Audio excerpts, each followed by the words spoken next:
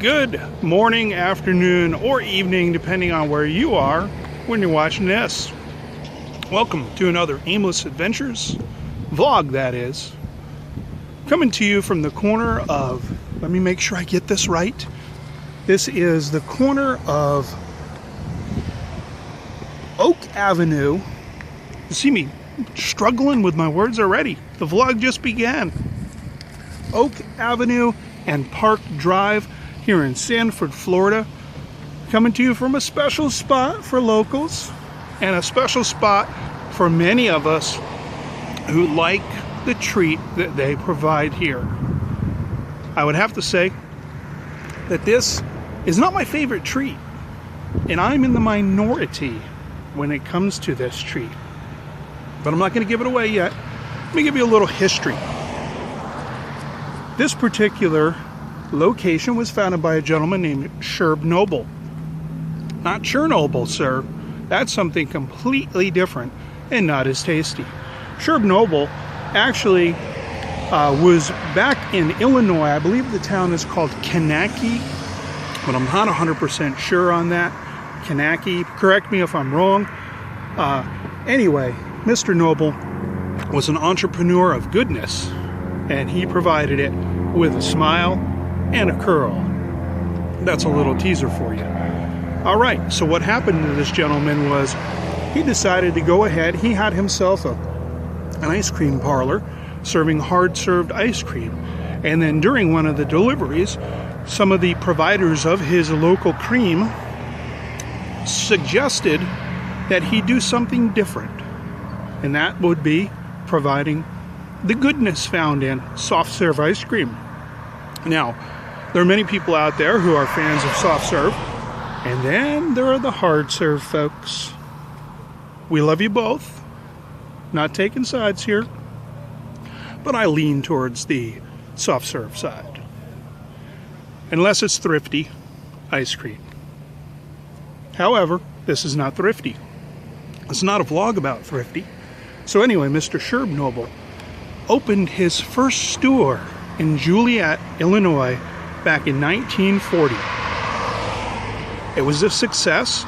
He later then served his country in World War II. After returning from World War II, he went ahead and opened up more of these stores. That sun is brutal, brutally blinding.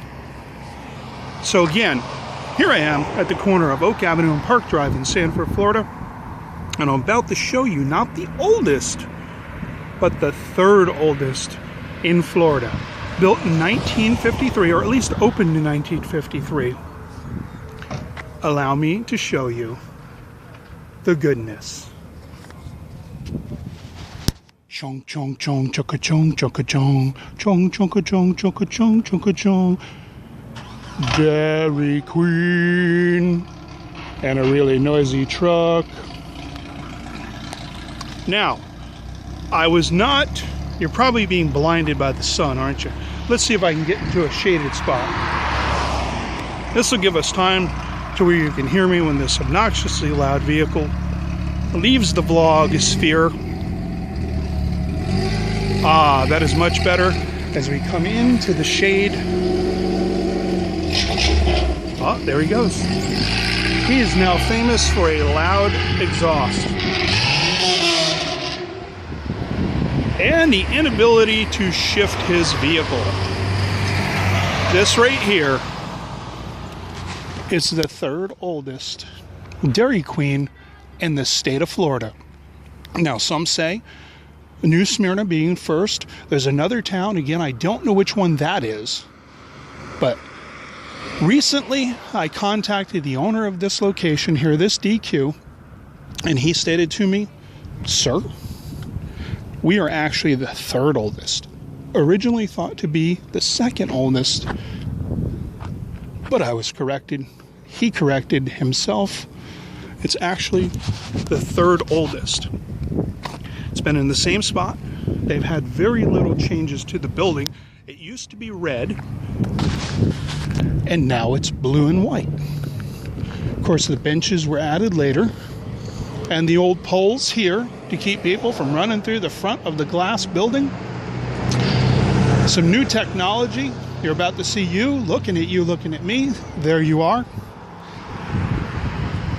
So what happened was, over a period of years, they had a little bit of management changes, as all buildings do.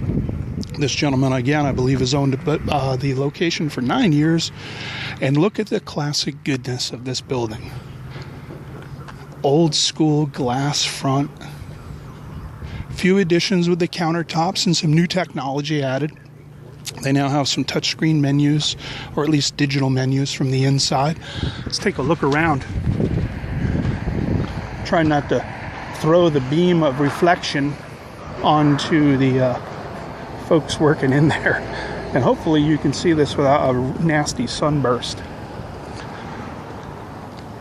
Probably should do this vlog later in the day, when the sun is not beaming down. So there you go. The third oldest Dairy Queen in the state of Florida.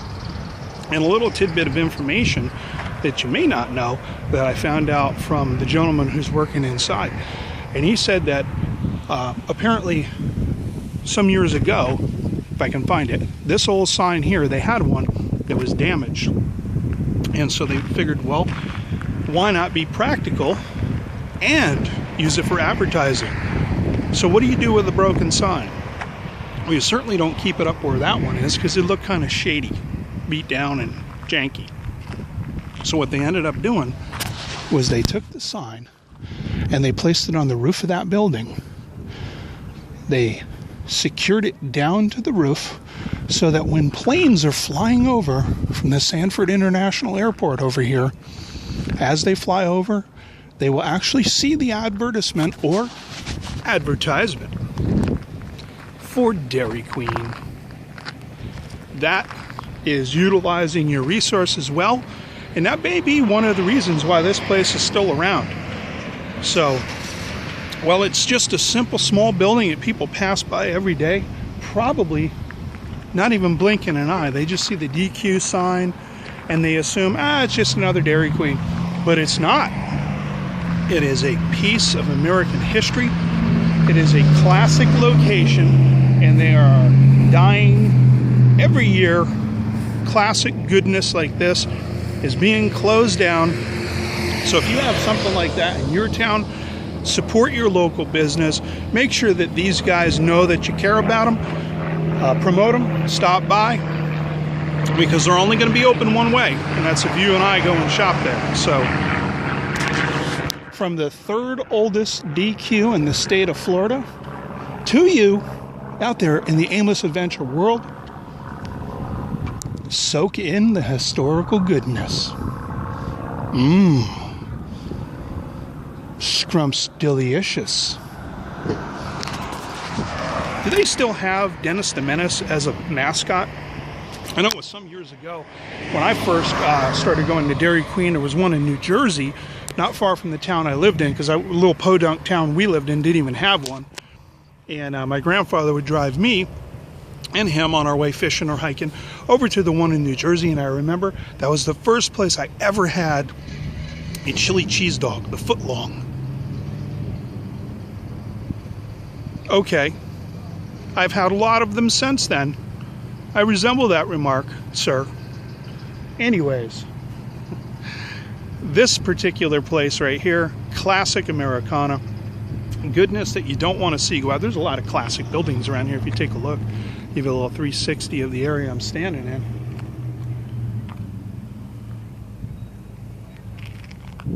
So you've got a lot of buildings, but none of them serve the tasty goodness of this place. So don't forget, check us out on Aimless Adventures, all one word, on Facebook and Instagram.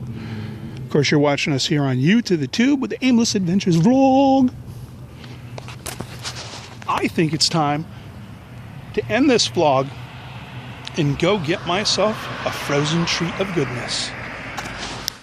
Give you one last look at the building, the construction.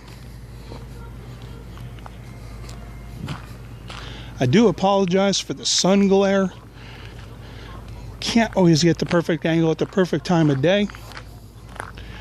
And there it is.